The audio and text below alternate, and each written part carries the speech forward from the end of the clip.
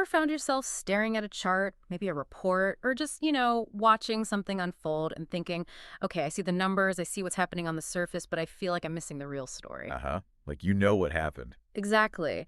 But not really how it all went down, or maybe who was really driving it, or even why it happened with such, I don't know, conviction, or maybe Right. hesitation. Right. That gap between the outcome and the actual process. Precisely.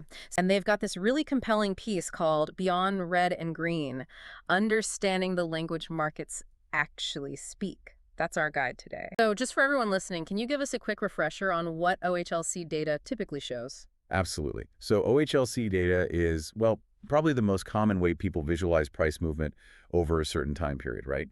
Could be a minute, an hour, a day, whatever. Yeah. It gives you those four key price points. Hmm. The open price when the period starts, the high price it reached, the low price it touched, and then the close price right at the end. So like a little summary. Essentially, yeah. Yeah. It's a snapshot. It shows the range, the start point, the end point for that specific time chunk. It's foundational stuff, definitely. Yeah. So what exactly does Vtrender say these traditional bars can't tell us? Right.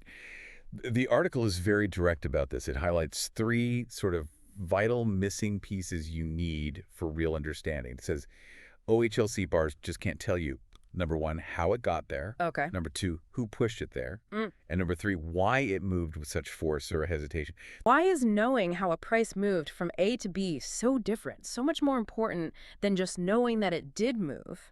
Isn't the result what matters? Well, that's an interesting question. See, OHLC data, it's basically an outcome, right? It's the final tally for that time slice. Right, the snapshot. How it got there. Hmm.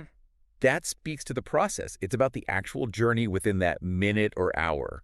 The sequence of little ticks back and forth, the struggle between buyers and sellers, maybe. So the dynamics. Exactly. The smooth glide upwards or maybe a sudden sharp jump. Yeah. It's a difference between, say, knowing your friend got to their destination and actually hearing about the journey, the traffic jams, the scenic route they took, the flat tire. Okay, I get it. The detours matter. They do. The how reveals the texture of the move, the Yeah. dynamic tension. It shows the real journey the price took, Yeah. not just where it started and ended. Okay, that makes sense. Then the second point, who pushed it there? This feels really important too because markets are just people, right? Or institutions. Fundamentally, yes.